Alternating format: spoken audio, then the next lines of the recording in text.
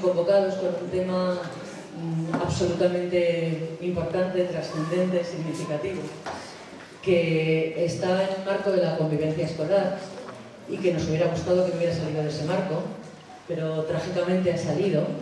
Y vamos a hablar pues del acoso escolar, del contexto, de las causas, de las buenas prácticas, de las necesidades. Y de alguna manera hay dos cuestiones para introducir el tema, que es que el acoso escolar es uno de los problemas educativos más graves que tenemos en estos momentos y que no podemos hurtarle el debate, yo creo que ni un minuto más, en profundidad, con significación, con compromisos, con un largo etcétera. Y por otro lado, que en educación no podemos improvisar, solo tenemos la capacidad de anticiparnos y en este caso estamos llegando tarde. Y entonces, de alguna manera, Comisiones ha pretendido hoy y pretende seguir un primer debate, una primera mesa, una primera mesa de coloquio, en el que vamos a tener una exposición de unos cuantos compañeros y compañeras, cada uno de ámbitos distintos, y que pretendemos que sea una exposición breve, ágil, significativa, y que luego continúe con una puesta de opiniones de todos los que hemos venido a participar de este diálogo. Yo os agradecería, a los que estáis sentados en la mesa, que os presentéis como consideréis oportuno, que seáis vosotros quienes digáis lo que os apetece contarnos para presentaros y que luego intervengáis en la medida de lo posible, entre 5 y 7 minutos, para ser muy ágiles y para hacer efectiva este diálogo del que pretendemos iniciar hoy en un primer momento. Pues muchas gracias y buenas tardes. Pues voy a empezar yo comentando algo también sobre cómo pensamos este acto, estos diálogos, que pretendemos que sean diálogos bastante abiertos, totalmente abiertos. Desde la mesa vamos a tener una breve exposición y desde el principio os invitamos a tomar la palabra y compartir pues, desde los elementos que se han enunciado u otros. Decir que la jornada la hemos pensado en el grupo de trabajo de política educativa que tenemos en marcha hace tiempo, que es amplio, diverso, plural y en todos los aspectos, y al que os invitamos a participar. Aquellas personas que estéis aquí os puede interesar las reflexiones colectivas desde una perspectiva muy amplia y muy diversa sobre política educativa. Las personas que estamos en la mesa, algunas de ellas pertenecemos al grupo, y desde ahí pensamos la necesidad, la urgencia de tener este primer encuentro. Bueno, yo, para los que no me conozcáis, soy Isabel Galvín, soy profesora, soy en este momento la secretaria general de Comisiones Obreras de la Federación de Enseñanza de Madrid y históricamente he estado muy vinculado al tema de la convivencia. Yo cuando me empecé a incorporar, a tener un vínculo de más dedicación horaria al sindicato, lo hice desde el ámbito de la política educativa y uno de los primeros temas que empezamos a trabajar en un grupo de trabajo, algunos de las personas que están en la mesa ahora nos conocimos entonces en aquel grupo de convivencia, en el que reflexionamos bastante sobre convivencia y reflexionamos y propusimos. Cuando el Partido Popular en el relato, en el itinerario de la puesta en marcha de su agenda neoconservadora, en la puesta en marcha de sus políticas educativas, le llegó la estación, le llegó la parada de la convivencia, el Partido Popular lo abordó desde la perspectiva de la Ley de Autoridad del Profesorado. Recordamos aquellos tiempos que de repente empezaron a salir cifras al calor, alentadas por la prensa afín al Partido Popular, donde aparecían cifras de conflictos, violencias, agresiones a profesores. Bueno, modelo en este tema como en otros típico y tópico, construyeron el problema y a los meses teníamos la solución. Y la solución era una ley de autoridad del profesorado, era endurecer el reglamento de régimen interno, es decir, generar una propuesta desde la perspectiva punitiva, criminalizar al alumnado, criminalizar a las familias como si fueran ajenas a los centros y enfrentarnos a los sectores de la comunidad educativa. En ese contexto dimos un paso más allá en las reflexiones de convivencia y trabajamos, algunas también de las personas que estamos en la mesa, en una iniciativa legislativa popular de convivencia escolar, que presentamos la Unión General de Trabajadores, la FED de UGT, Comisiones Obreras de Enseñanza y la FAPA Giner de los Ríos.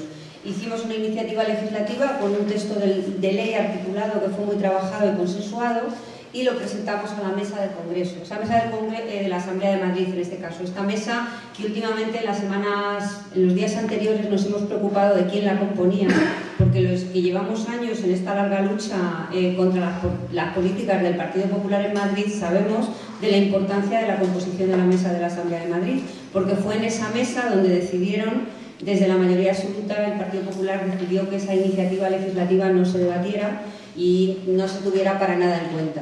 Esto ocurrió poco antes de que empezáramos a escuchar que entrábamos en crisis. Y realmente en Madrid el tema de la convivencia, una alternativa de convivencia en los centros desde una perspectiva democrática, quedó varado,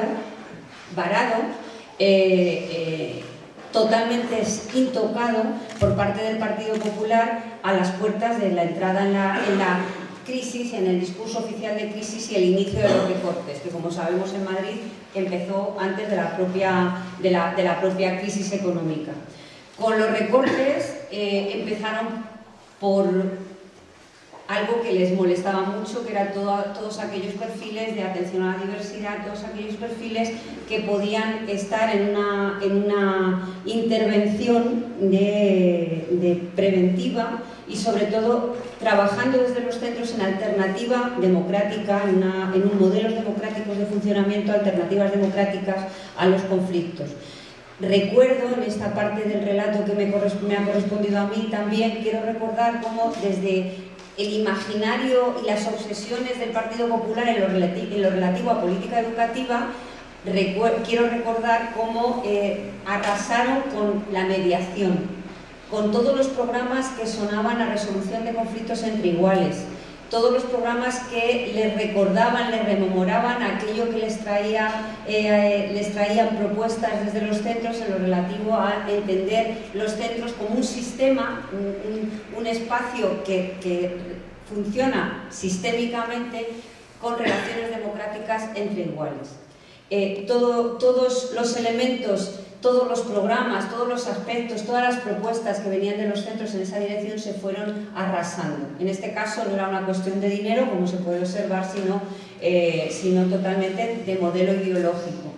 Se deja de hablar de convivencia, se deja de hablar de conflicto, porque realmente en este contexto de shock tenemos tantos temas, hay tantos elementos que hemos ido dando respuestas a las urgencias.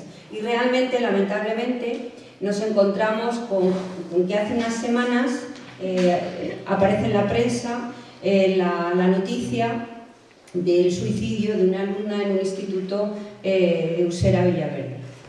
Realmente nos consterna la noticia cuando desde el centro se ponen en contacto con nosotros, con nosotras, muchas de las personas que estáis aquí todas juntas hemos formado parte de esa red que se ha hecho estos últimos 15 días, 3 semanas. Nos consterna la noticia, pero además lo que nos deja también totalmente trastocados es cómo se aborda el tema. Se aborda el tema desde el sensacionalismo más brutal, totalmente descontextualizado de lo que ha venido pasando. Ocurre el hecho en un centro, tristemente en un centro en el que habíamos estado poniendo atención y poniendo la lupa todo el curso, un centro que se ha movilizado, que hemos reclamado las familias, los representantes de los trabajadores, comisiones obreras, el propio claustro, el equipo directivo, en este caso, el entorno, las asociaciones de vecinos, han venido llamando la atención y diciendo aquí pasa algo, este centro necesita ayuda, necesita apoyo. Bueno, pues este año, tristemente, en esta línea, pues se les ha denegado la formación que pidieron en convivencia escolar porque no era una prioridad. Tuvieron que hacer paros y se les habló de ampliar plantillas y recursos, promesas que se incumplieron. Por otra parte, este centro también ha sido víctima de la política de escolarización del Partido Popular, que es la tristemente llamada, en torno a la llamada libertad de elección, que al final se traduce en una zona única en la que lo que hace la comisión es concentrar alumnados de unas determinadas características sin apoyo ninguno, y este centro además tristemente cuando ha pedido algún tipo de cambio de alumno, algún traslado educativo, etcétera, también ha sido denegado. Es decir, ocurre en un centro en el que habíamos estado todo el año prestando llamadas de atención, prestando apoyo y haciendo llamadas de atención a la consejería, por supuesto, y a la sociedad en general. Por otra parte, ocurre también con un esquema de actitud y de respuesta por parte de la Consejería de Educación también totalmente ajustado a la historia, y es la Consejería responde criminalizando a un colectivo, responde sin dar apoyo, sin tener ninguna mirada empática con el centro, por supuesto sin asumir sus responsabilidades y buscando ante la opinión pública el culpable. Es verdad que el hecho ocurre un día antes de las elecciones, de la jornada de reflexión de las elecciones municipales y autonómicas, y toda la obsesión del Partido Popular era tapar el hecho para que no trascendiera la opinión pública. En este contexto, pensamos en la necesidad de hacer este primer diálogo y iniciar un trabajo que queremos promover desde comisiones, pero sabemos que no lo podemos hacer solos ni lo queremos hacer solos. Queremos que este trabajo se pueda retomar en ámbitos unitarios, con otras organizaciones sindicales, de la comunidad educativa, asociaciones de padres y madres, expertos, etcétera. Porque al calor de la reflexión que nos produjo este hecho y desde el dolor, pero luego desde cómo recomponíamos el duelo, pensábamos que por una parte había un hecho esencial que era todo lo ocurrido con los recortes, todos los recortes de recursos y todos los recortes ideológicos, pero no solo. Pensamos, nos hizo narrarnos, recordar todo el camino que habíamos realizado, y pensamos conjuntamente que este tema se había quedado varado, como he dicho, en la historia. Es decir, cómo realmente era un tema estructural que estaba ahí y que no se había abordado. Y tanto es así que tengo que decir, y voy a terminar diciendo esto, que cuando en uno de los días más terribles que siguieron al triste acontecimiento de la pérdida de esta alumna de la ciudad de Jaén, en una de las conversaciones, de las llamadas a la desesperada que le hice a la administración porque no nos hacían caso, y sinceramente bajo amenaza, tengo que decir que bajo amenaza de irme a un juzgado de guardia si no me atendían, me dijeron que realmente esto era un hecho más, que el problema en este centro es que se había hecho público, y que como se había hecho público, pues ese era un problema venido porque los profesores habían denunciado y habían hecho que los medios de comunicación se hicieran eco. Que hasta ahora, estos años, en Madrid han pasado otros hechos similares, habían pasado otros hechos similares, y que realmente, pues, qué bien lo estaban haciendo que la opinión pública no se había enterado. Esto nos hizo pensar, lógicamente, que todos los rumores de los que hemos sido partícipes, muchas de las personas que estamos aquí, eran ciertos. Es decir, que han ocurrido otros hechos similares y se han tapado. Y nos hizo pensar que esto era la punta de un gran iceberg, y que este tema lo tenemos que abordar, que es un tema pendiente.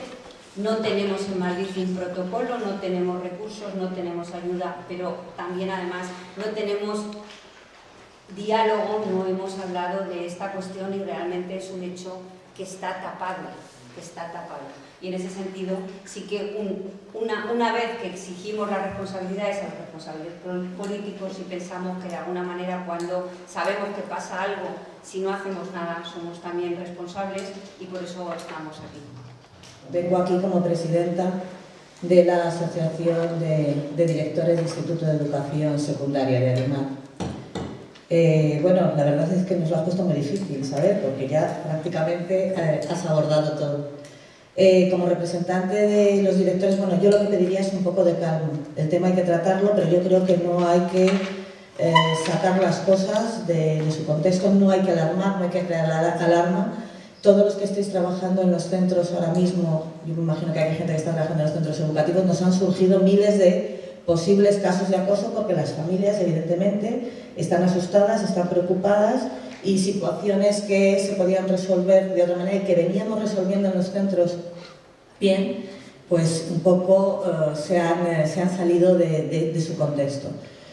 Nosotros desde la asociación veníamos denunciando desde hace mucho tiempo, cuando empezaron con los recortes educativos, y lo decíamos en todos los comunicados que hemos hecho, que los recortes más brutales se estaban produciendo en el personal o en las personas que estaban trabajando y que estaban prestando servicio a la atención a la diversidad, que se habían perdido. Sí, los orientadores en los centros nos quedábamos todos con uno, que teníamos la ridiculez de tener medio trabajador social compartido con otro centro para atender los problemas sociales que surgían en los institutos, que no podíamos hacer todas las medidas de atención a la diversidad que se venían creando, que habíamos perdido las horas que tenían los tutores para trabajar con los chicos. O sea, se llegó a tal ridiculez en un momento, que yo no sé si os acordaréis, hace como 2 o 3 años, que desapareció la hora de tutoría.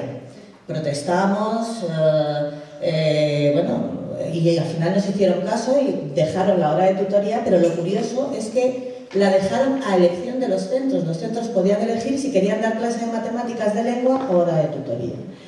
Y la verdad es que eso demuestra un desconocimiento absoluto del trabajo que se estaba haciendo en los centros, del trabajo que estaban haciendo los tutores, de no simplemente estar trabajando con los alumnos dando clases, sino trabajando con los alumnos bueno, pues en su vida, en su desarrollo. Y sobre todo, lo más alarmante es que se estaban produciendo estos recortes en unos momentos en que en las familias estaban pasando situaciones muy complicadas, y esto iba a repercutir indudablemente en los centros. No hicieron caso, se siguieron con los recortes y, bueno, desgraciadamente no es que esto haya sido una consecuencia, pero evidentemente los recortes producidos pues no han beneficiado absolutamente en nada. Yo he asistido muy asustada estos días atrás oyendo decir, y aquí te lo he dicho también, lo del protocolo. Yo no quiero oír hablar de protocolos. Si habéis leído a alguien, bueno, los que estáis trabajando lo habéis visto, la ley de convivencia que salió en el 2007 era terrorífica. Muchos de los trabajos que estábamos haciendo en los centros se echaron para abajo de un plumazo. Todo el tema de mediación, las medidas correctoras que se aplicaban de acuerdo con la familia, que era mucho más fácil, era mucho más asequible, se judicializó todo. Nos hemos convertido en verdaderos cumplimentadores de papeles. Si leéis el protocolo que nos mandaron en el año 2013, a raíz, la guía, en el año 2013, a raíz de la ley del decreto de convivencia del 2007 y luego de la ley de autoridad del profesor del 2010, es para ponerse los pelos de punta. A mí verdaderamente me produce angustia ver a los tutores rellenando un papel, rellenando otro papel, y además yo pienso que que si verdaderamente conocían cuál es la situación de los centros, en una familia desestructurada, ¿tú te crees? Vamos, alguien piensa que podemos llamar y está esperando a que le llamemos al centro para que venga a reunirse y firmarnos un papel, y si no, lo poder seguir para adelante. Es decir, se ha burocratizado todo tanto que nos pasamos la vida rellenando papeles y no afrontamos verdaderamente la resolución de los problemas que tienen nuestros alumnos. Por lo tanto, yo creo que tengo bastantes protocolos. Yo lo que quiero para los centros es ayuda, es formación para el profesorado, es la creación de otras figuras en los centros educativos. Yo creo que esto no tiene que recaer en un orientador. El orientador tiene que hacer la orientación académica y profesional del centro.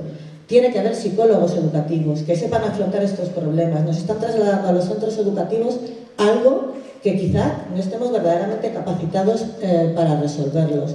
Tienen que haber trabajadores sociales, tiene que haber mediadores sociales en centros que hayan todas esas figuras, toda esa ayuda ha desaparecido.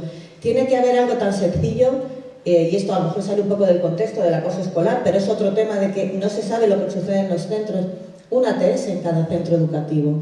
Ahora mismo en todos los centros tenemos que estar aprendiendo cómo poder resolver un caso de un problema de un alumno diabético, de un alumno epiléptico, es decir, centros con 1.000, con 2.000 alumnos que te pueden generar problemas de estos, que no haya una ATS que esté en el centro para resolver esas situaciones.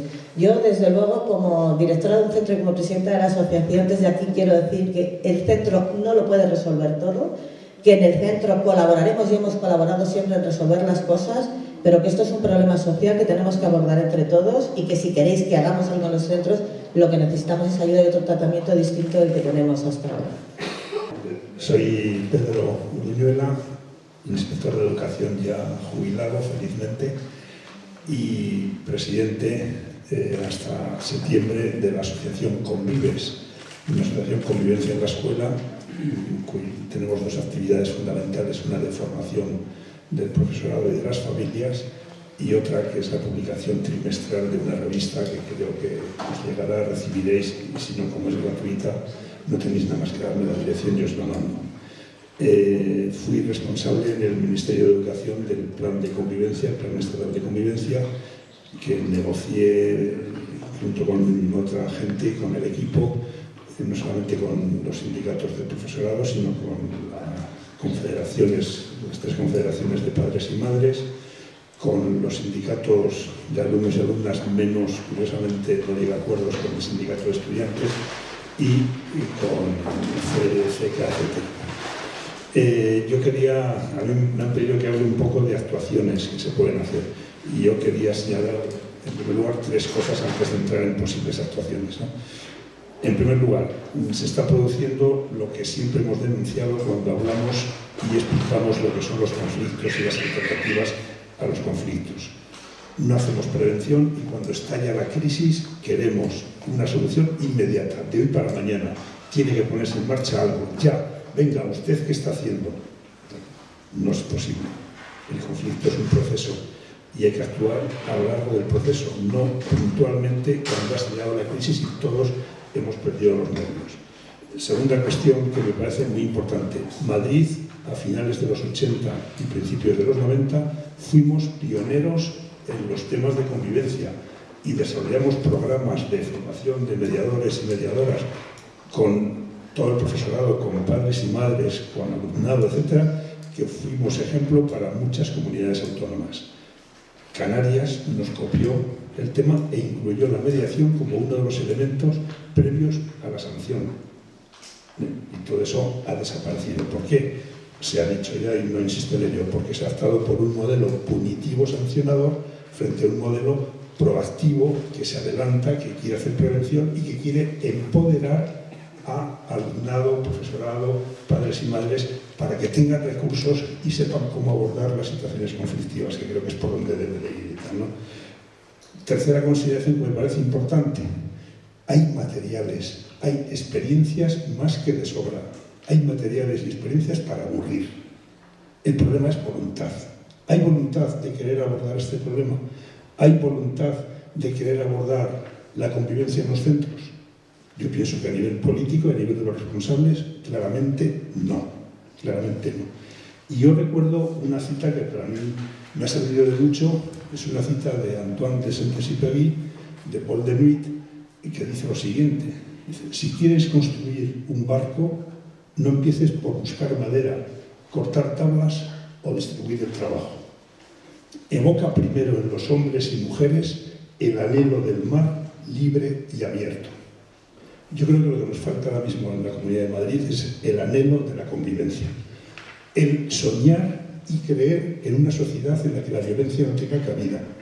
Y en el creer en el papel que los centros educativos pueden desempeñar para formar personas que construyan esa sociedad en la que la violencia sea condenada, sea rechazada y sea retirada de las relaciones del día a día que tenemos todos entre nosotros. Bien.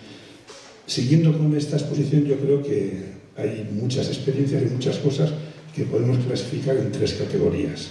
La primera, el nivel preventivo, o sea, qué hacer antes de que aparezca el bullying, antes de que aparezca el acoso escolar. En segundo lugar, el nivel de intervención, qué hacer cuando se ha producido el bullying y cuando se ha producido el acoso. Y en tercer lugar, el nivel de recuperación después del bullying, las prácticas restaurativas, etc. Bien, en primer lugar, antes del bullying. Primera cuestión, tenemos que conseguir que sea un tema que preocupe a toda la comunidad educativa. Todos y todas somos necesarios, son necesarias las familias, es necesario el alumnado, es un problema de todos. Y entonces tenemos que conseguir que todo se implique, que sea tan importante las notas que sacamos en PISA como el nivel de acoso o el nivel de violencia que tenemos en los centros, por parte de todos. Segundo lugar, es fundamental la participación del alumnado como prevención. Es decir, son los que más pueden ayudar, los que más pueden aportar. Comunidades de aprendizaje está insistiendo ahora mucho en una cosa que me parece clarísima. Es decir, cuando todos los alumnos y alumnas se ponen de acuerdo para no tolerar el bullying desaparece. Y es verdad. O sea, tenemos que trabajar con los alumnos y alumnas. Y en segundo, o sea, no solamente eso, sino decir, la figura del alumnado ayudante, de la que tenemos múltiples experiencias y que está suponiendo una aportación enorme, riquísima, en relación con todo esto. Tercera cuestión, no olvidemos que el bullying es un problema, es una patología, hablando en términos sanitarios, de grupo. No es un problema individual, no es un problema de carácter del alumno o de la alumna, no es que tenga un... No, es un problema de cómo se constituye el grupo y cómo se relaciona el grupo entre sí. Y por tanto creo que hay que poner en primer término el trabajo de creación del grupo en primero de la ESO, en segundo de la ESO, en quinto, en cuarto, etc. ¿Por qué? Porque es ahí donde se van a aprender las relaciones, etc. Y dentro de ello, varias cosas, ¿no? En primer lugar, la vigilancia de los espacios en los cuales tiene lugar el bullying. ¿Cuáles son? Donde no estamos el profesorado. Patio recreo, pasillos, escaleras, cambio de clase, salida del centro escolar, etc. ¿Qué podemos hacer sobre eso? En segundo lugar, tener en cuenta que el bullying, problema de grupo, permanece oculto a las personas adultas. ¿Cómo podemos detectar, cómo podemos ver? Hay programas, hay cosas que se pueden hacer, emplear el sociograma, a pesar de las pegas que se pueden poner, como un elemento de diagnóstico para ver qué alumnos y qué alumnas están en situación de riesgo, porque son los alumnos que están solos, que están solas, que no tienen amigos, que no tienen amigas, y hay programas que te permiten detectar y vincularlo con el alumno o la alumna ayudante que no le deja solo, que le acompaña, que le tutoriza, que le mentoriza, etcétera, etcétera. Yo creo que es una experiencia enorme. Y en tercer lugar, el trabajar las normas, el crear un buen clima de aula. Normas participadas, normas aprobadas por todos y por todas, creo que es clave y que es fundamental. En cuarto lugar, en este camino de prevención, creo que está el procedimiento para la resolución de conflictos. Si hay algo que vamos a vivir toda nuestra vida, son los conflictos.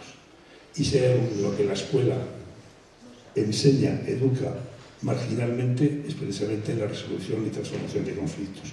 Tenía que ser un tema clave, tenía que ser un tema fundamental. Y desde pequeños, desde niños, desde infantil, y hay experiencias muy buenas sobre esto, y quien esté interesado, se le pueden pasar cantidad de experiencias de infantil y de primaria y de secundaria que están trabajando muy adecuadamente. Pero no tiene carácter general, tiene que ser uno de los temas curriculares, claves, fundamentales, porque es preparar para la vida, porque es educar para la vida, aprender la resolución de conflictos, etc. En quinto lugar, yo creo que es clave el análisis, el estudio de la situación de convivencia en el centro. Básicamente en los 4 grandes temas, o sea, cuál es el nivel de acoso entre iguales, cuál es el nivel de ciberbullying, cuál es el nivel de disrupción en las aulas, conductas disruptivas en las aulas, y cuál es el nivel de machismo o de desigualdad entre hombre y mujer, que es un tema que al menos en secundaria, hablo sobre todo de secundaria porque es en donde siempre me he oído, es un tema que nos preocupa muchísimo, el cómo está brotando y resurgiendo otra vez la desigualdad hombre y mujer de muchas formas, etc. Conocer todo eso e incluirlo, y último elemento, sexto elemento, en el proyecto antiacoso. El proyecto antiacoso que forma parte del plan de convivencia, pero que expresamente se dice, tenemos estos objetivos, hemos detectado estos problemas y planteamos estas actuaciones para llegar y para resolverlo, para poder hacer todo esto. Y no nos olvidemos una cosa, el acoso es lo que se ve, es la parte visible del iceberg. Lo que está por debajo son los factores estructurales y los factores culturales que hacen posible que perviva, que flote ese iceberg y que aparezcan las conductas de acoso, etc. Y dentro de la violencia estructural pues hay muchas cosas que se han dicho, simplemente las enumero. Es decir, si queremos prevenir el acoso y en general, hay una cosa que no quiero entrar porque no quiero que lo trataréis vosotros, que en este momento es muy difícil hablar solo de acoso. El acoso va unido al ciberacoso, y siempre hay elementos que se mezclan los dos, etc. Pero si queremos atender los factores estructurales para que desaparezca, tendremos que hacer una escuela inclusiva, una escuela en la que quepan todos, que no margine, que no segregue, que busque el éxito escolar absolutamente de todos los alumnos y alumnas, revisar qué pasa con los repetidores, qué pasa con 1 de cada 4 que no tienen la titulación en secundaria, el cómo es la organización del centro, cómo es la organización de los grupos, si son grupos por categorías, grupos que excluyen, grupos que marcan, si el currículum es academicista, si prepara para la vida, cómo es la forma de evaluación, tenemos en cuenta las consecuencias de la evaluación, etcétera, cómo son las relaciones interpersonales dentro del aula, etcétera, etcétera. E incluir esto dentro de los indicadores de calidad, no solo el PISA, también esto es un indicador importante de calidad. Pero a la vez hay una serie de factores culturales, cómo percibimos las cosas que hay que tratarlas, y que serían fundamentalmente criticar opiniones, criticar ideas que damos por buenas y por válidas, pero que no lo son. ¿Cuántas veces hemos oído esto ha pasado siempre, como forma de justificar el acoso? O son cosas de chavales, esto no tiene importancia, se les pasará. Es la manera de que se espabilen, es la manera de que se hagan hombres, nunca se dice que se hagan mujeres, porque parece que está reñido, ¿no? Algo habrá hecho, si no, ¿por qué se van a meter con él? Es correcto amenazar a veces a los demás para que vean que tenemos carácter, yo tengo carácter, yo no soy un chivato, me limito a ver y callar, solo afecta a chicos y chicas problemáticos, etcétera, etcétera, una serie de ideas, etcétera. En la fase de actuación, pues fundamentalmente tenemos que actuar en los tres grupos, fundamentalmente en las víctimas, primera cuestión, y evitar una de las cosas que a mí como inspector siempre me ha revelado y siempre he procurado no hacer, que al final el que termina castigado realmente y fuera del centro es el acosado o la acosada, no es el acosador. Es decir, nos lo quitamos del medio y ya está, no. Al final es un doble castigo, porque además de acosador tienes que ir a otro sitio, etc. Trabajar con las víctimas, trabajar con los agresores, y tanto en víctimas como en agresores es clave y fundamental analizar sus emociones y ver qué emociones son las que están rigiendo esa conducta, o diciéndolo más gráficamente, cómo funciona la amígdala cerebral en esos chicos y chicas que son víctimas o están siendo acosados. ¿Qué emociones hay? Porque la conducta, no la olvidemos, la rige básica y fundamentalmente en estos chicos su nivel emocional, su sistema límbico, y cuesta hacer que sea el sistema prefrontal, el sistema racional, el que haga y el que trate todo esto. Y luego, clave y fundamental, trabajar con los espectadores. Los espectadores que aprenden, que tienen que saber que no pueden permanecer impasibles, que son responsables y que por tanto hay que cortar eso y darles herramientas, empoderarlos, darles fuerza para que puedan responder, plantarse, decir no estamos de acuerdo y fuera. Y en fin, tenía muchas más cosas sobre otras estrategias de intervención, sobre el protocolo que ya saldrá luego, pero no protocolo burocratizado, sin pautas concretas, que la gente, los compañeros y compañeras sepan a qué atenerse dentro de todo esto, pero me he pasado, creo, y creo que tengo que dejar paso a otros. Pertenezco al grupo de política educativa de Comisiones Obreras de Madrid. Soy inspectora de educación de la Comunidad de Madrid. Tengo el destino en el Distrito 1 de inspección y superviso centros de educación secundaria.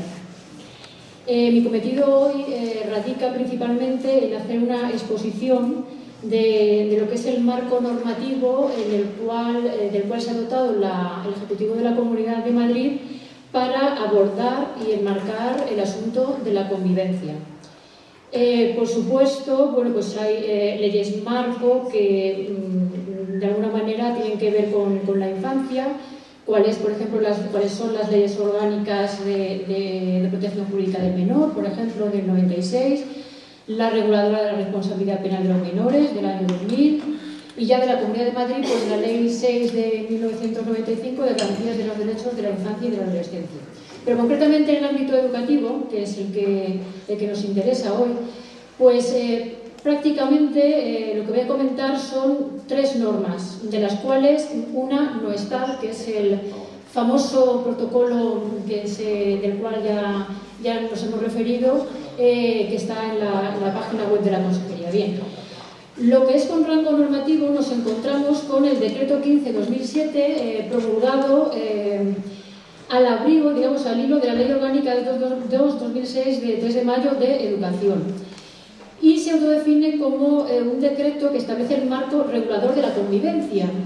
pero luego a poquito que leamos, de hecho ya a partir del tercer párrafo vemos que no es tal, puesto que dice que cobra sentido mediante una resolución del Pleno de la Asamblea de Madrid, una resolución de 2006, por el cual, digamos, se insta a la revisión de la normativa de convivencia y a reforzar los reglamentos de régimen interior y reforzar la autoridad del profesor. En la LOE se establece que el plan de convivencia tiene que formar parte del proyecto educativo. Asimismo, el plan de convivencia pues, tiene que dotarse de un reglamento que sean unas normas de conducta que garanticen su cumplimiento. Este decreto 15 de 2007 establece o regula 4 aspectos fundamentales, que es el marco para la elaboración del plan de convivencia, pero que no tiene ningún aspecto previsor o de crear un marco ni nada de esto, sino que entendemos que es un plan puramente burocrático para introducirse dentro del proyecto educativo, porque tampoco da ninguna pauta. Luego establece las competencias y responsabilidades del profesorado, del equipo directivo, del consejo escolar, pero en cuanto a la aplicación de sanciones, tampoco no más. Luego cataloga los diversos tipos de faltas y de sanciones, es decir, el proceso punitivo, una vez llegado pues, al quebranto de ese plan de convivencia. Y por último se dedica a reglamentar los procedimientos que han de seguirse en la imposición de sanciones y el procedimiento disciplinario en sí, que además es bastante farragoso y bastante complicado por lo burocrático para seguir por parte de los centros educativos. Es muy difícil que no tengan algún defecto de forma en la aplicación de este protocolo, porque realmente pues tampoco son juristas ni tienen por qué serlo, y verdaderamente es complicado. En cuanto al plan de convivencia, sí que aquí hay una cuestión, y es que dice este mismo decreto 15-2007, con el que casi nadie está de acuerdo, pero bueno, aún así dice que será aprobado el plan de convivencia por el Consejo Escolar del centro. Bien, y hasta ahí vamos bien, según el artículo 127 de la LOE. Lo que pasa es que con la LOMCE esa competencia se la han quitado al Consejo Escolar y pasa directamente a la serie de las atribuciones que tiene por el artículo 132 el director del centro. En cuanto a las normas de conducta que recoge como reglamento para garantizar el cumplimiento del plan de convivencia, las normas de conducta que establece este decreto 15 de una forma premonitoria, adelantando lo que luego será la LOMCE, porque bueno, una característica que ha tenido la política educativa de nuestra región es que ha sido el banco de pruebas realmente de cuestiones que luego han aparecido literalmente tal cual en la LOMCE, y una de ellas es esta del plan de conducta, de las normas de conducta, perdón. Por ejemplo, el artículo 124 de la LOE pues hablaba de que los centros tenían que dotarse de normas de organización y funcionamiento, y era muy breve, muy amplio, y ahora sin embargo la redacción nueva dice y de conducta. Bien, una cosa que llama la atención de este nuevo y reformado artículo 124 por la LOMCE de 9 de diciembre de 2013, pues dice que los hechos constatados por profesorado y equipo directivo de los centros docentes tendrán valor probatorio y disfrutarán de presunción de veracidad iuris tantum, o salvo prueba en contrario. Bueno, que esto ya es meterse en un ámbito puramente judicial, policial, tal. Y esto que ya lo apunta el decreto 15, pues nos aparece literalmente, yo invito a que lo leáis, en el artículo 124 de la LOMCE. Bien. Contempla también una comisión de convivencia del Consejo Escolar, realmente bueno, compuesta por un padre, madre, alumno, cuando el alumno tenga suficiente edad, jefe de estudios, profesor. Yo realmente no sé hasta qué punto pues, se ha llevado la práctica en los centros. Bueno, y luego ya pasa a dedicarse a tipificar las faltas de disciplina, las sanciones, como he dicho, y la forma de instruir los procedimientos. Y encontramos un procedimiento ordinario así tipo sumarísimo y otro procedimiento especial en el cual se nombra hasta un instructor. Luego, la otra ley que tenemos en la Comunidad de Madrid, que es premonitoria de la LOMCE, es la Ley 2 de 2010, de 15 de junio, de autoridad del profesor, que la presidenta de la Comunidad de Madrid aprobó en nombre del Rey. La presidenta de la Comunidad de Madrid, doña Esperanza Aguirre Gil de Viedma. Bueno, sobre esta ley de autoridad del profesor, pues lo primero que se me ocurre es que en cuanto a lo que es el ámbito de la educación privada es falaz. O sea, es falaz, porque cualquier funcionario o funcionaria en el ámbito de sus funciones tiene pues una presunción de veracidad y de autoridad. Entonces, bueno, en lo que atañe a la enseñanza pública, pues verdaderamente yo no la veo que se justifique. Sin embargo, aquí habla, de todo profesor o profesora, con lo cual los profesores de los centros privados pues gozan de ese mismo, digamos, estatus o de presunción de veracidad, o como decía la LOMCE, de veracidad ius tantum, pues que los funcionarios, funcionarias. De aquí simplemente, pues para hacer ver o evidenciar un poco lo que es el espíritu de esta ley de autoridad del profesor, que luego recoge, pero literalmente en algunas frases, el propio artículo 124 de la LOMCE, que reforma la LOE, dice, esta ley de autoridad del profesor, dice, desde la aprobación de la LOCSE han traído consigo una crisis preocupante del conjunto de las instituciones educativas y del papel del profesor. Se han ido trasladando a los centros docentes responsabilidades que han de corresponder a la familia. Ha resultado un descenso de la valoración social de la función docente y una pérdida de autoridad. Con cierta frecuencia el profesor pierde la mitad de su valioso tiempo en mantener el orden necesario para desarrollar la tarea docente y deteriora la calidad de la enseñanza. Y esta ley responde a la necesidad objetiva de adoptar medidas legales para reforzar la autoridad de maestros y profesores, puesto que los colegios e institutos son centros de enseñanza. Bueno, sobre esto habría mucho claro una cuestión filosófica que trasciende quizá a mi cometido en esta asamblea, en esta reunión, que es pensar en qué tenemos por autoridad, porque realmente aquí lo que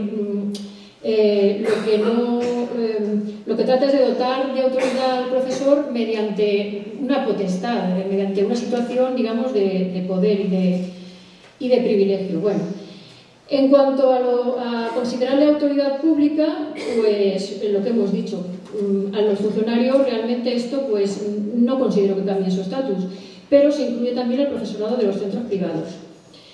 Luego aquí una serie de artículos, por lo cual yo le encuentro un claro matiz, pues eso, manu militari, cuerpo policial, con presunción de veracidad, asistencia jurídica, deber de colaboración, sí, pero que eso en el ámbito del funcionariado ya existía.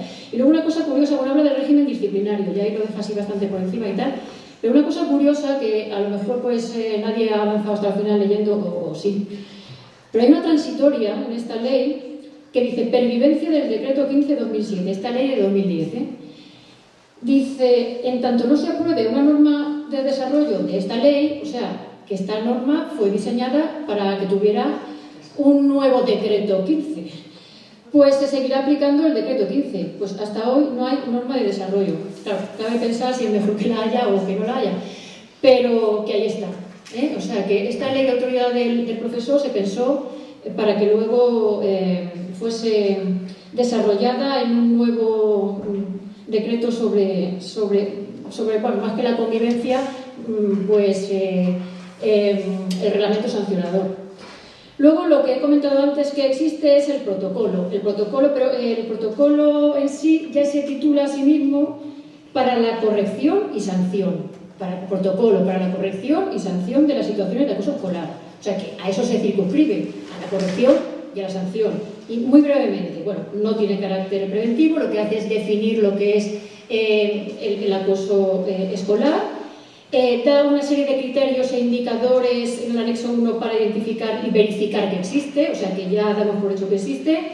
Luego, cómo notificar los hechos, pues al director, cómo se recogen los datos, qué medidas se sugieren, la comunicación a la jefatura del servicio de inspección, y luego pues tipificar los hechos. También asimismo dice que si son graves y el alumno o alumna acosadora es mayor de 14 años, pues debe darse cuenta a Fiscalía, y si no, si es menor, pues a los servicios sociales.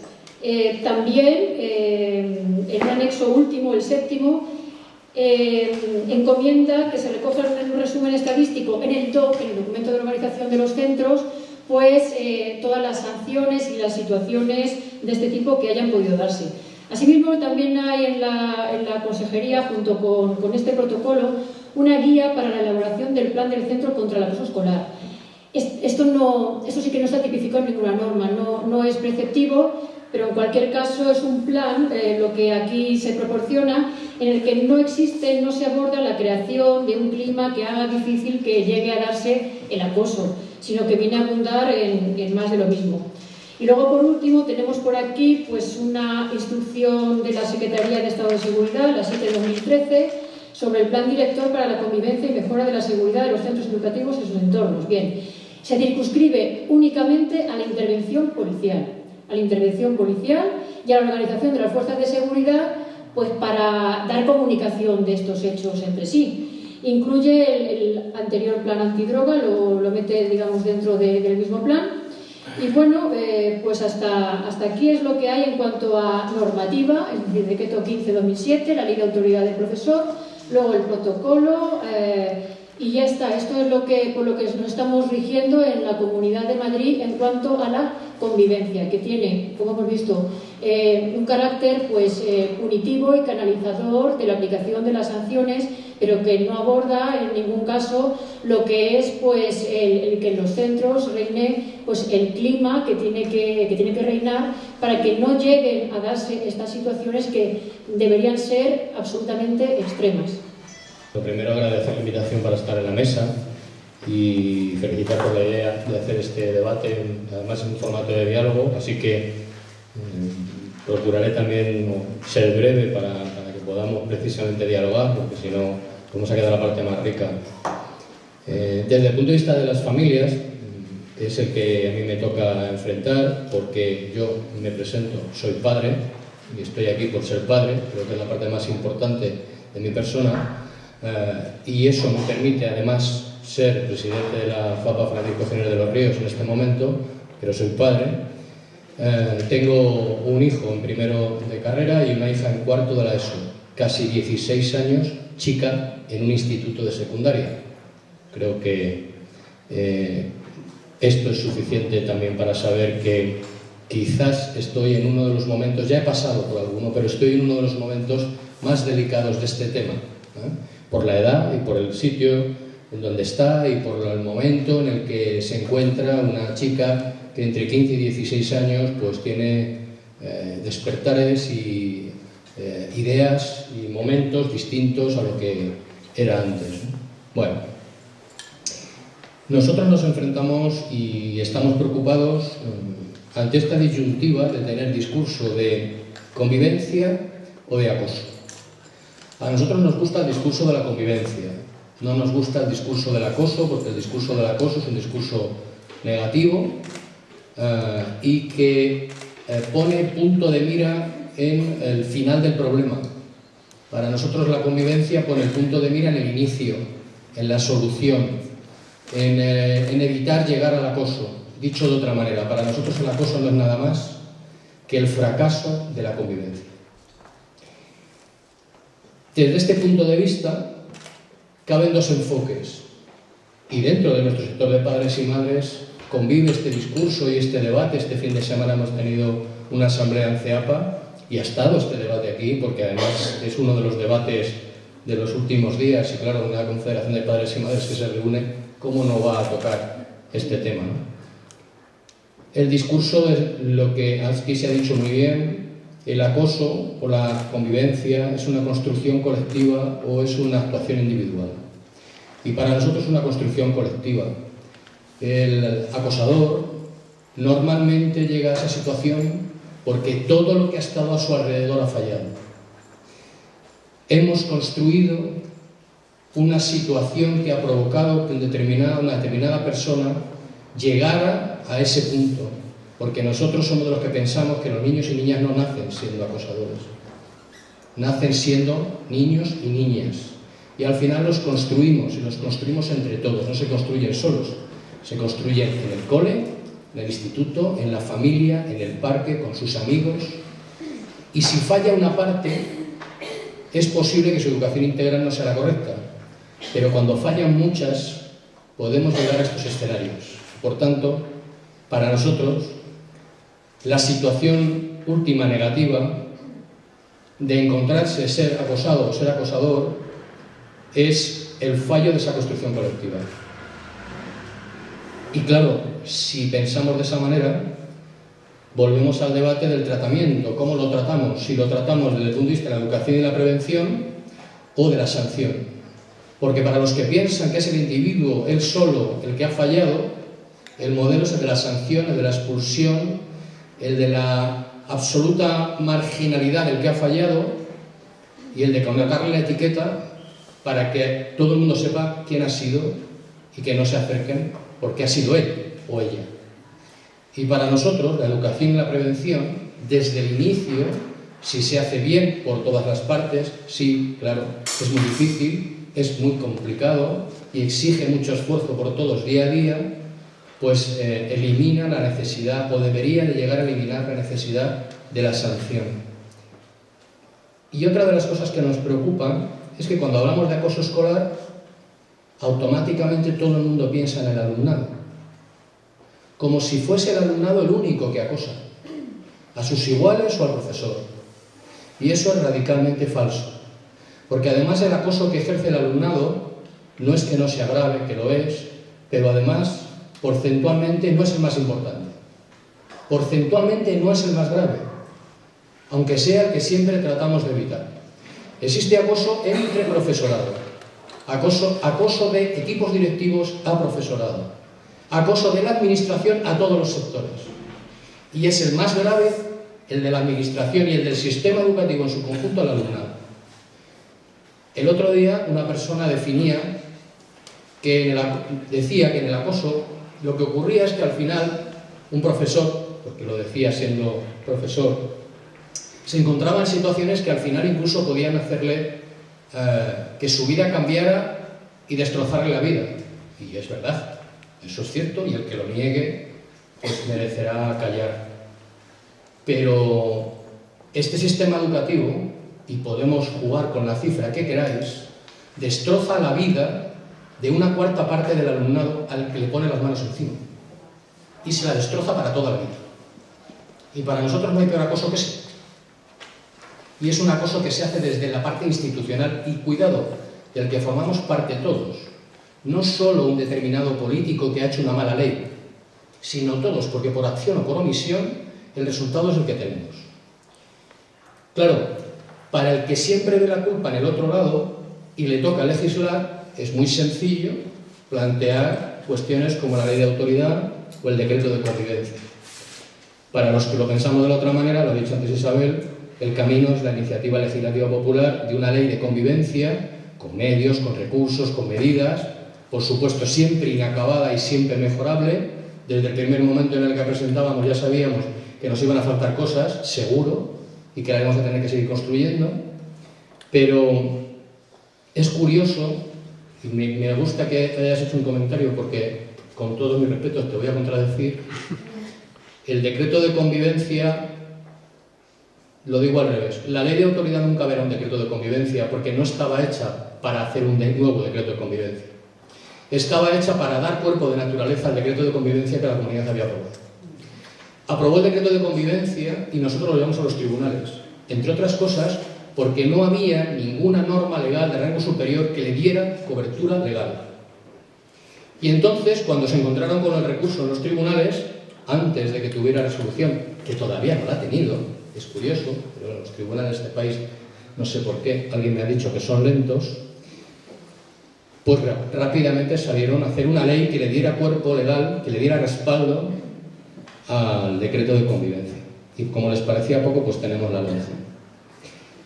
Para nosotros la parte más negativa del decreto de convivencia es que pone encima de la mesa, una vez más, porque no era la primera, tampoco se lo han inventado, ese modelo perverso en el que a la más mínima cuestión conflictiva que aparece, el resultado es la expulsión. 3 días, una semana, un mes, como si el expulsado por ciencia infusa fuera a cambiar. No se cambia. Cuando además estás en una situación en la que muchas veces actúas porque lo que no quieres es estar allí, lo único que provocas es la repetición del efecto de la actuación del alumno para volver a conseguir una nueva expulsión, porque lo que está intentando es marcharse del sistema, rebelarse contra el sistema, porque no quiere ese sistema y nosotros le damos la forma de escapar de él. y pensamos que con eso le vamos a reconducir. Graso error. Y la parte más negativa de la ley de autoridad, además, por supuesto, de esta presunción de veracidad, que no por ser presunción de veracidad es negativa, sino por el hecho de que una vez que yo he dicho lo que ha pasado y se me tiene que dar por válido lo que estoy diciendo, no tengo que demostrar lo que digo y no doy ninguna oportunidad a la persona a la que voy a sancionar de que pueda defenderse ante esa sanción. Luego genera indefensión para el alumnado y genera impunidad para el que actúa así. Y no es que haya personas que se hayan vuelto malos con la ley de autoridad, no, es que hay personas que ya no actuaban bien y la ley de autoridad les ha dado la impunidad que necesitaban. Y esa es la parte más negativa de la ley de autoridad para nosotros. Y termino diciendo otra cosa. Nosotros pensamos que el conflicto no puede ser vendido como algo negativo. El conflicto es consustancial a la vida y si no hay conflicto no se aprende. El conflicto hay que generarlo y hay que aprender de él generándolo. Me salgo de la educación para poneros un ejemplo. No sé si conocéis, por ejemplo, algún vendedor que sea capaz de vender algo sin ir a la casa de un posible cliente y generarle un conflicto haciéndole que desee lo que lleva. Porque el posible cliente está en su casa muy tranquilo y no necesita lo que le van a ofrecer. En educación pasa lo mismo. Si no les generamos un conflicto diariamente en el aula y el buen docente lo hace, yo no soy docente pero soy consciente de ello, el buen docente genera el conflicto de forma diaria con sus alumnos, si no se les genera, no aprenden. Entonces, el discurso de determinados legisladores en el que el conflicto hay que erradicarlo es parte del problema, es la parte fundamental del problema y desde luego no ninguna parte de la solución. El asesor en el gabinete del defensor del menor y me encargaba de los temas de acoso y de bullying, ¿no? Y porque en ese momento también elaborábamos un documento para conseguir el pacto, me acuerdo que con la Página de los Ríos, con la Federación de Padres Católicos también, se envió al sindicato de estudiantes, es decir, estas iniciativas periódicas, es decir, el problema de la convivencia es un problema de todos, es verdad que algunos tienen más responsabilidad que otros. Por eso, uno de los destinatarios siempre era la administración, que acabó suprimiendo la figura del defensor del menor. Bien, digo que una de las razones de estar aquí debe ser esa, y otra últimamente porque llevo ya 3 años encargándome de recoger cada 15 días una historia de una buena práctica, de una buena historia escolar, y salen 2 en el país, después en red, y llevo 3 años y tengo todavía un stock de buenas historias enorme, llevan por 80. Lo digo porque hay buenas prácticas. Bien, yo quería, a la vista de todas las intervenciones, centrarme en aportar algunos puntos de reflexión. La semana pasada estuve en unas jornadas que me llenaron de ilusión, en el Instituto Barrio de Bilbao de San Blas. Uno de los profesores tuvo como iniciativa generar un encuentro para enmandar centros, que era una red de centros hermanados por la educación para el desarrollo. O sea, rescatando los valores solidarios, generosos, compromiso, transformación. ¡Ostras! Y me acuerdo que en el encuentro había 100 profesores. Bien, pues en ese encuentro planteamos una serie de reflexiones que yo, a la vista de lo que surgió en la mesa, quiero, no sé, compartirla un poquito con vosotros. Mirad, decíamos que existe un grupo de profesionales, de docentes, de profesores, de investigaciones, que yo lo incorporaría bajo un nombre que yo diría la pedagogía de la indignación. Yo creo que tenemos motivos importantes y fundamentales para estar como prácticos de la enseñanza y como profesionales que reflexionamos sobre la educación, indignados por 2 razones fundamentales. Porque el derecho a la educación se está deteriorando de una manera alarmante y porque las razones son arbitrarias. Como dice Emilio Lledó, no os confundáis, no es un problema económico, es un problema de moralidad. O sea, no nos equivoquemos. Entonces, razones para indignación tenemos muchas. Habéis oído bastantes razones para indignación, ¿no? O hace 2 semanas, el Instituto Nacional de Estadística decía que el 35,4% de los niños menores de 10 años están en situación de riesgo de pobreza. En una sociedad como la nuestra, se supone que adelantada y saliendo de la crisis, admitimos que el 35,4% de los menores de 6 años está en situaciones de riesgo. Yo creo que no es un problema económico, ¿no? Pero es más, si hará unas 2 semanas también salió el informe OFIP, dice el 53% de los alumnos que repiten proceden de familias que no llegan al final de mes.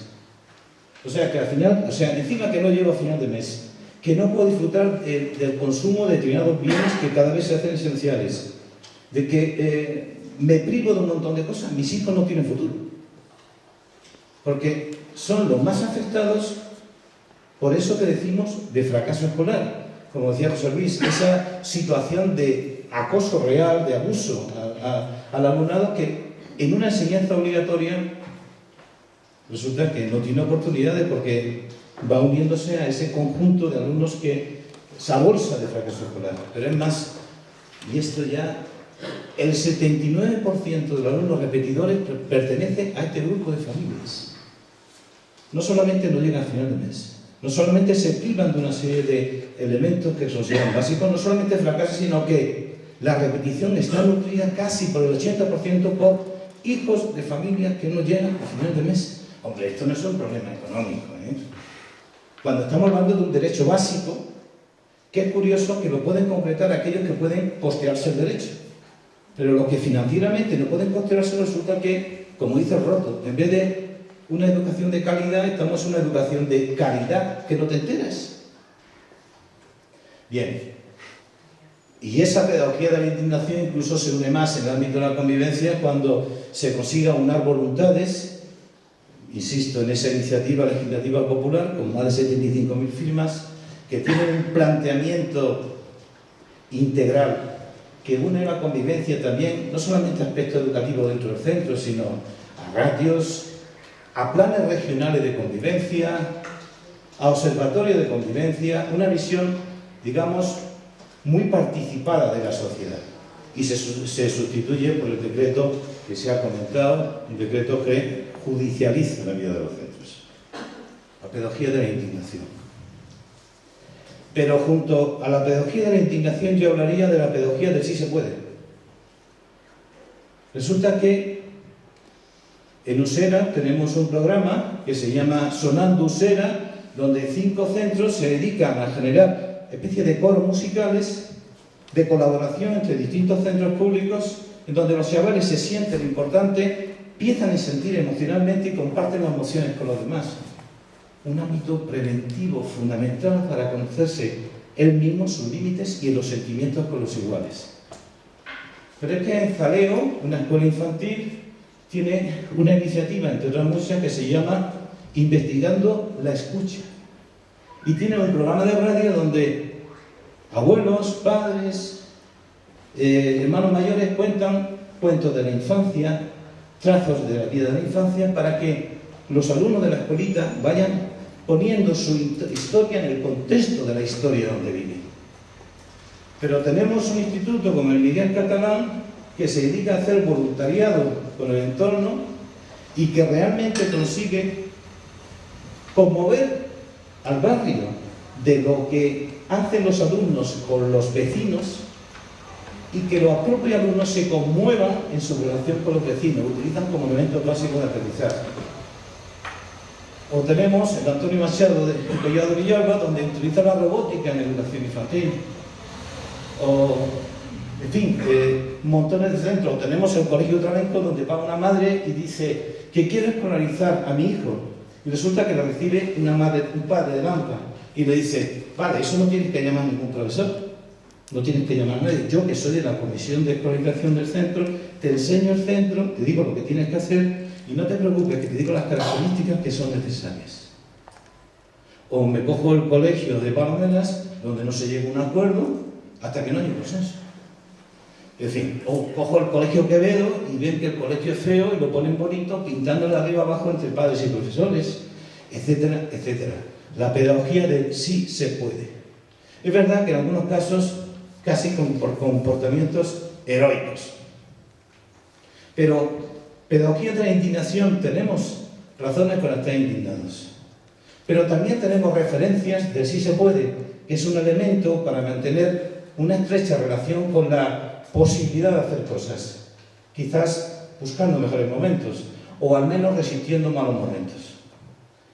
Y luego habría otra pedagogía que yo digo que es la pedagogía de la justicia, de la equidad. Si la pedagogía del sí se puede es la que dice, mira, por este camino no avanzamos. Tenemos que mirar hacia otro lado, tenemos que cambiar de perspectiva. Estar todavía comparando los centros en virtud a unos resultados que solamente son aspectos medibles. Y como se decía aquí, hay elementos sustanciales de la vida de los centros que no aparecen. Oye, tenemos que dedicarnos a pensar la escuela de otra manera. Y aparecía la pedagogía del sí se puede. Y decimos, ¿y hacia dónde miramos? Pues hacia la justicia y hacia la equidad. Dentro del grupo de trabajo de política educativa, una de las tareas que solemos asumir es, pues aparte de elaborar algunos materiales, reflexionar sobre algunas cosas que suceden en nuestro sistema educativo, es preparar también algunos documentos de reflexión y en este caso, con motivo de las elecciones, las recientes elecciones autonómicas municipales, elaboramos un documento en el que había una primera parte que era pues, ¿qué es otra escuela para la Comunidad de Madrid? ¿O qué escuela queremos? Y de ese documento, que tiene unas par de páginas, yo voy a leer solamente un párrafo. Queremos una institución educativa que se nutre de experiencias y contenidos de aprendizaje contrastados, rigurosos, laicos y promotores de convivencia, donde lo común y lo diverso dialogan, caben, tienen espacio, se encuentran como en casa.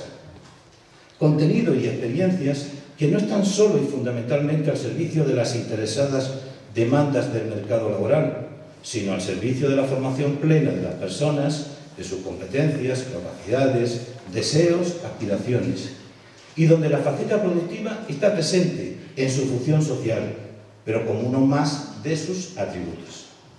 Nos gusta una escuela en la que se puede ir a pie con los vecinos, cuyo mejor reconocimiento es la buena valoración que la comunidad educativa le otorga cuando manifiesta sentirse orgullosa de su escuela. Intento con esto referirnos a esa visión de qué escuela vamos. Es una escuela justa que promueve la equidad como referencia y la inclusión como el valor que le identifica. Podemos llevar a cabo actividades de entrenamiento, de capacitación y de cualificación, pero esas actividades serán solo educativas cuando éticamente sean buenas.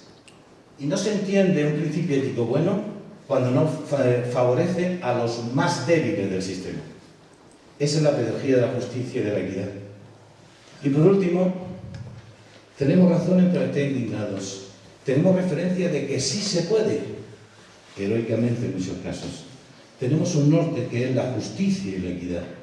Y tenemos un instrumento de eso, la pedagogía de con todos. Cualquier iniciativa que llevemos, que no sea de claustro, que no sea de comunidad educativa, que no sea de entorno, que no sea de complicidad con familia, ciudadanía, barrio, que no sea de ciudadanía en general, pensar una cosa, solo tendremos una escuela diferente si la ciudadanía reclama esa escuela diferente. Y para eso tenemos que ser cómplices y dedicarle tanto más energía a conciliar consensos y acuerdos como al desarrollo de acciones. Pues esa es la reflexión que yo quería trasladar en este diálogo, en ese juego de indignación, si se puede, justicia y con todos. Hola, buenas tardes. Yo soy Leticia de Laos, soy abogada de la Asociación contra el Acoso Escolar. Lo primero, siento el retraso, no siento no haber podido escuchar a mis compañeros.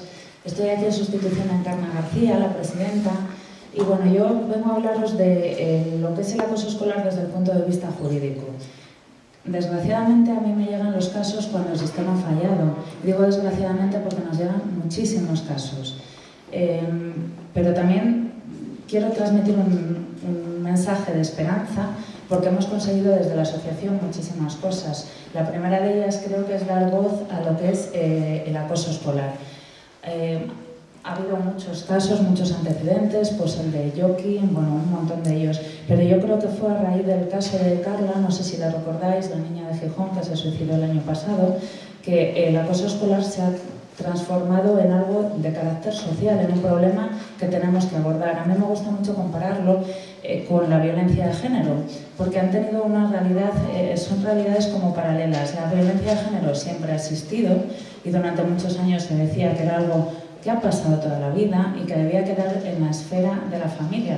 Tenían que lavarse los trapos sucios en casa. Y con el esfuerzo entre todos hemos conseguido que sea una lucha y que se considere un problema de carácter social y estamos luchando contra ello. Pues con el acoso escolar está pasando un poco lo mismo.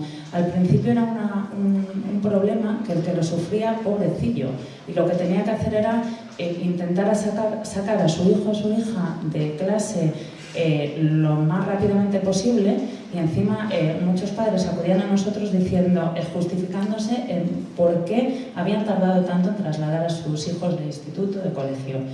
Con esto lo que estábamos haciendo era culpabilizar a las víctimas, que la víctima que sufre el acoso escolar sea la que se tenga que salir del medio para que el acosador a sus anchas pudiera acampar. Pero claro, yo os hablo desde los puntos de vista más graves, niños que se suicidan, niños que tienen unas secuelas de por vida tremendas, que incluso que denuncian el acoso pasada la mayoría de edad, cuando ya han salido del instituto, del colegio, y sin embargo se deciden a demandarlo porque tienen unas secuelas que no pueden superar. Entonces, ¿esto cómo se puede evitar?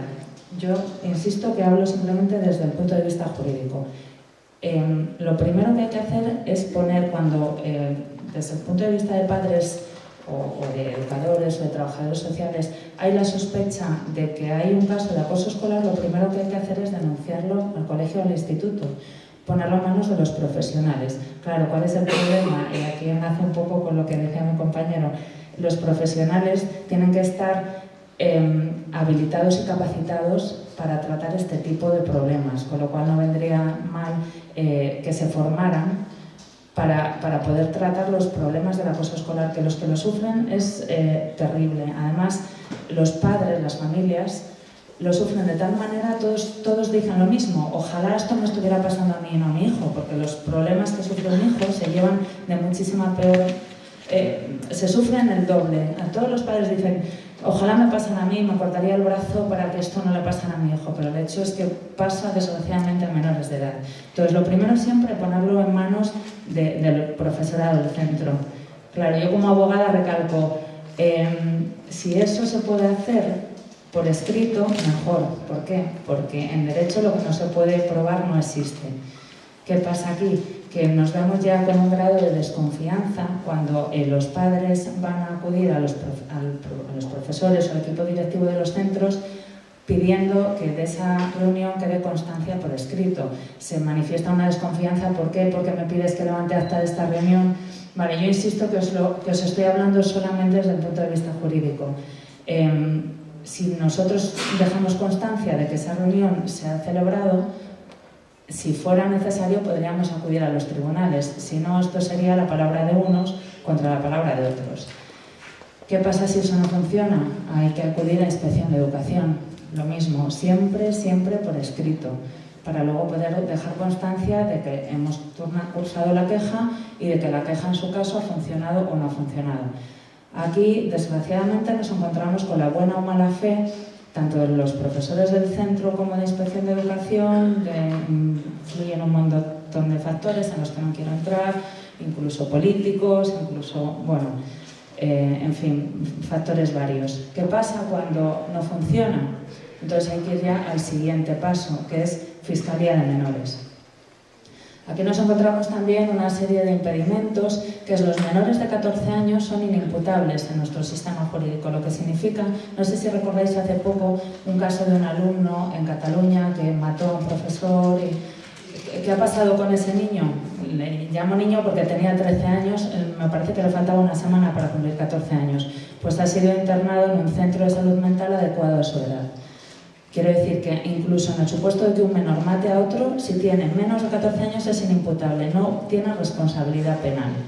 Vale, esto es muy difícil explicárselo a las familias que sufren acoso escolar, pero no podemos olvidar que tiene un sentido, que es la reeducación de los menores. El Código Penal, la ley del menor está orientada sobre todo a educar a los menores.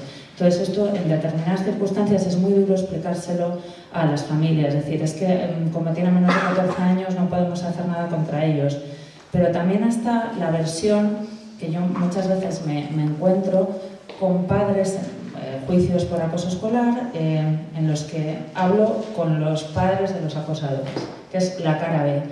Y a mí me llama la atención, esta mañana precisamente estuve en un caso así, en el que me decían los padres: es que yo la primera vez que tuve noticia de que mi hijo estaba haciendo esto ha sido cuando me encontré con un expediente de reforma por parte de Fiscalía de Menores.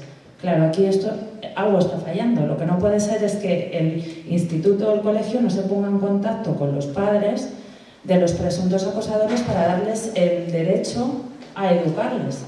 Porque hay que educar a la víctima y hay que educar a los agresores. Son todos menores de edad y además están en una edad muy complicada donde lo que les pasa les puede dejar secuelas para toda la vida, tanto si son agresores como si no lo son. ¿Qué pasa cuando se inicia un expediente de reforma? Bien, si son menores de 14 años, ya he dicho que son inimputables, y en ese caso lo que va a pasar es, atendiendo a la gravedad de los hechos, a veces se les adoptarán medidas de carácter protector educativo, medidas de carácter social, se les impondrá unas tareas socioeducativas, normalmente destinadas a fomentar la empatía, etc. Y si son mayores de 14 años, ya sí que se puede intentar que tengan una responsabilidad penal. Una responsabilidad penal siempre bajo la ley del menor, que esto también llama mucho la atención. No sé si recordáis el caso de Carla, pues acabó en que las líderes acosadoras que provocaron el suicidio de la niña, pues acabaron con tareas socioeducativas. Bien, esto también es difícil de explicar, es difícil de entender. Por supuesto, las agresoras pidieron perdón, que fue lo más difícil para ellas, también lo más educativo y lo más terapéutico, pero tampoco la sociedad lo entendió del todo porque lo consideraba una pena insuficiente. Luego está la cara B, que es pedir responsabilidad civil a los institutos y a los colegios, es decir, dinero. La responsabilidad civil siempre se concreta en dinero. Bien, hay algunos padres que cuando sufren lo que es el acoso escolar, lo primero que dicen es: yo no quiero dinero, no hay dinero en el mundo que pueda compensar el sufrimiento que le están haciendo a mi hijo. Hay otros padres que no, que dicen: la mejor manera de castigar al centro es que les pongan una sanción económica de las gordas. Bueno, pues ahí está la justicia, que determina y modula en algunos momentos pues qué cuantía es justa para compensar o indemnizar y qué no.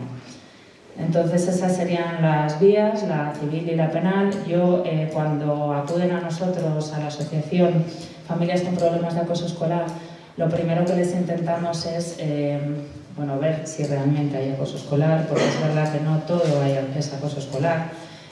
Para que exista acoso escolar, la jurisprudencia, el acoso escolar no está tipificado como tal en el Código Penal. Los abogados tenemos que acudir a tretas como delitos contra la integridad moral, del artículo 173 del Código Civil, insulto, vejaciones, etc. Pero el Tribunal Supremo sí que se ha pronunciado sobre ello y dice que para que haya acoso escolar tiene que ser continuado en el tiempo. Eso significa en la práctica durante más de un curso escolar. ¿Qué pasa con todos los casos en los que un alumno sufre acoso, agresiones de sus compañeros durante menos de un curso escolar? Pues ahí tenemos un problema. Hay un problema que también es muy difícil, tienes que convencer muchísimo al fiscal para que se tome el caso como acoso escolar y no como agresiones aisladas. El segundo requisito que exige la jurisprudencia es que pase dentro del horario escolar. Dentro del horario escolar, no solo ejerciendo las horas lectivas, también valen las horas escolares, extraescolares y las complementarias. Claro, tenemos un problema de la sociedad moderna, muchísimos niños comen en el comedor y entonces pasan horas y horas en los centros lectivos. Y hay muchas que son lectivas y otras que son recreos, que son comedores, que son... Bueno, pues ahí también nos ampara. Todo lo que pase dentro del centro educativo, eso es responsabilidad de los colegios y de los institutos. Y se puede exigir responsabilidad al profesorado del centro. Porque no olvidemos que los padres tenemos la patria potestad siempre, pero la guardia y custodia la tiene el profesorado del centro desde el momento en que el niño entra en el colegio. Le estamos dejando algo tan valioso como nuestros hijos para el cuidado y vigilancia de los mismos. Y tienen el honor de educar y la obligación, y nosotros tenemos el derecho de exigir que velen por nuestros hijos. Y por eso responden. De ahí la responsabilidad civil del profesorado y de los colegios cuando se dan los casos de acoso escolar. Y el tercero, hemos dicho, continuado en el tiempo, que ocurra dentro del horario escolar, y el tercer requisito que exige la jurisprudencia para que podamos hablar de acoso escolar y no de agresiones aisladas es que sea grupal, que sean de varios contra uno. Si no podemos acreditar este requisito, tampoco va a ser acoso escolar. Estaremos hablando también de agresiones aisladas que reciben otro tipo de tratamiento. También me gustaría hacer una breve mención, no sé si tengo mucho tiempo, nada, brevemente ya, sobre la responsabilidad penal del profesorado del centro. Nos estamos encontrando muchos padres que ante el sufrimiento de lo que les pasa a los hijos, lo que quieren es ir por la vía penal contra los profesores del centro. Entonces, claro, eso requiere demostrar un dolo, o sea, una intención evidente de hacer daño a los alumnos, lo que es jurídicamente bastante difícil, pero bueno, hay casos en los que se está consiguiendo también.